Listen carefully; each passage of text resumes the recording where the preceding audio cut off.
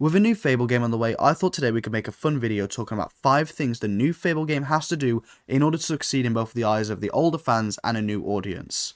So if I was in charge and was taking the wheel behind this new Fable reboot, these are the 5 things that would be must-haves in my game.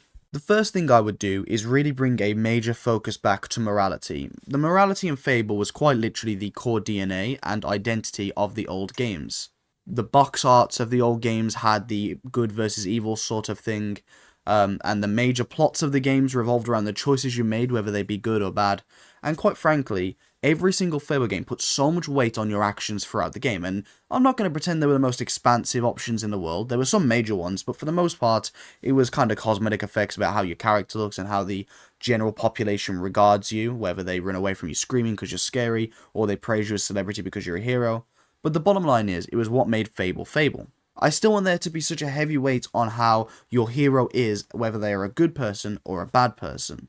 And with how technology has kind of come along and how expansive games are now, you can put some really cool things into the plot by doing this. For example, in Fable 2, there is a mission where you either save Oakfield or raid Oakfield, and the differences are wild. It would change quite literally how the map is, majorly. One of the biggest towns in the game would be either decimated and destroyed, or be in glorious fashion. Now, I always saved it because I like playing the goodie in games. I know, kind of boring, but it's just how I play, and more importantly, it's one of my favourite places in Fable 2. So, I would always save it, but the fact that you can weigh up your options and have a completely different experience on a different playthrough just because you choose another option, that is mind-blowing to me, and it was mind-blowing back in 2008 when Fable 2 launched, and it will be just as mind-blowing to a new audience if they pick up Fable today, so it has to be there for me. The next thing that comes to mind is the overly saturated world. Now, when I played Fable 2 for the first time, you'd be in areas where there was so much bloom, so much brightness from fields of wheat, for example, that you'd be like, Jesus Christ, this entire place looks mythical. It looks like a magical landscape you want to explore. And that was what I loved about Fable 2. Now, in Fable 3, they really took away from this, and I hated the world for that specifically. There were areas that still kind of retain the overly saturated, beautiful approach, but unfortunately, I don't think Fable 3 hit the mark there. Now, we've seen some trailers of the upcoming Fable game, and I can't lie, for me personally, and you may disagree, it seems to be going back to what I love about Fable. It looks really bright, nice and bloomy and saturated. Now, I know that the art style of the new Fable is kind of up to debate, so whether we like it or not, I personally am so far pretty pro for it. It looks really nice to me, and it's how I envision a modern Fable looking, but I think that having the overly saturated, beautiful, and almost comedic looking world is really important, because of course when you're in towns, the houses are kind of weirdly shaped and stuff, and that was really important too, because I think it gave Fable, again, that really big core identity, that it was kind of a quirky, beautiful, magical open world with secrets looming around every corner, and I think that that's something it needs to retain going into the future. The next thing that comes to mind is the humour of the game. Now, I know that we kind of touched on it with the weird, quirky looking houses, but the humour of Fable is very weird. It's very blunt, dry British humour, if that makes sense, and trying to summarise what Fable humour is isn't the easiest thing in the world to do. But I think it's kind of the weird, obscure references, the weird, obscure sounds, and finding immature humour overly funny. It's still laughing at stupid, goofy sex jokes and kicking chickens still being incredibly fun.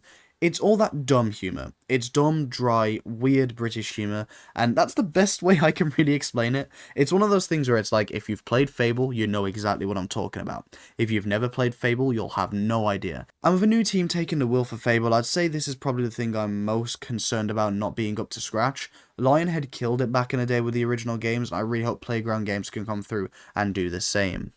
One thing that made Fable Fable for me back in the day was the extensive house customization, rent and landlord system, and relationship system. I'm going to kind of bundle this all into one because it all came as a sort of package deal.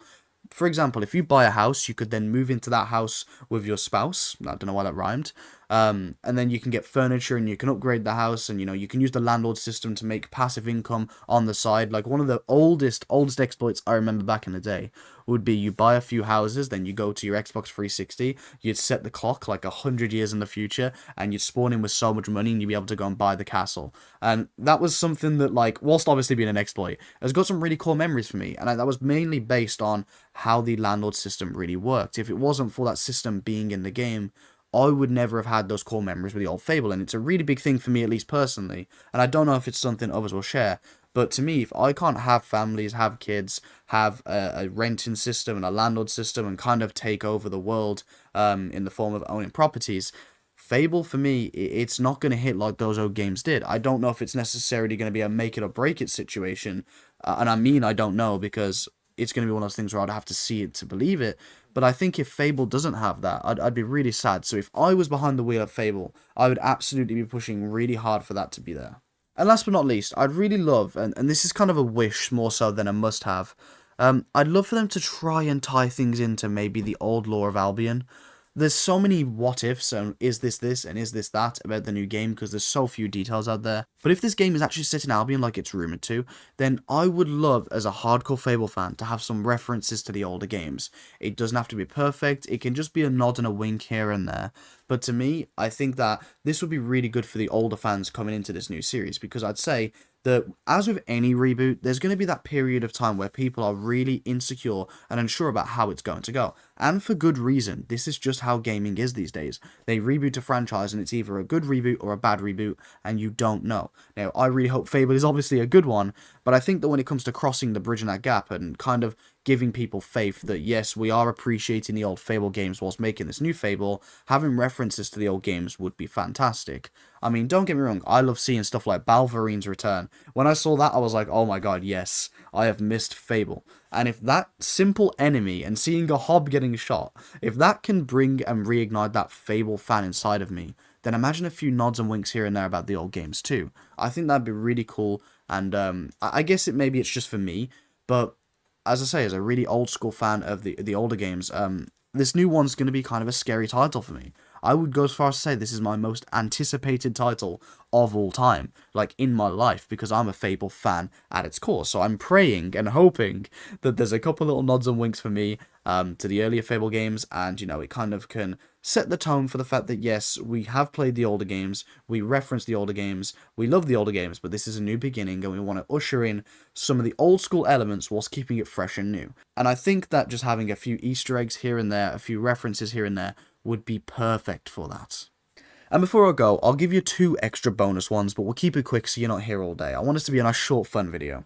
First thing I really want is a lot of hidden weapons out in the world. In Fable 2, there are so many times I've gone back and played that game and I've found like a weird, obscure weapon I never knew existed. Unfortunately, I've played Fable 2 so much at this point that I know where literally every weapon in the game is, which is really sad. But I think hiding and throwing some things into weird dungeons that are hard to find and stuff would be really great for a game like Fable. And then the only other thing I really want them to expand upon, and I've got a whole video about this, is multiplayer in Fable. I'll keep it brief, but I think that I would like a Fable thing where it's like maybe 4-player co-op, or maybe even a multiplayer mode where you can go into PvP with other heroes, and having trading coming back and stuff. That was again a huge nostalgia blast for me. Trading back in the day on Fable 2 was great. It was the only way I could unlock all of the old exclusive items too. I remember a while ago, actually, like about a year now, I went back to my Xbox One for Fable 2, and there was a guy making a group host, and he was like, if you don't have all the exclusive items from literally all the way back in 2008, join my lobby, I'll trade them with you. And I got all of the rarest items. And I know that that's just a dumb story, but those are the stories that can only happen when you have a really fleshed out and extensive multiplayer mode. Let me know down below, what do you want to see in the Fable game? What will make it a smash hit for you? These are just my opinions, and some of them may not be as important to you as they are to me, so I want to know what is important to you. That being said, if you want more Fable news, I'll be here, and I'll see you next time.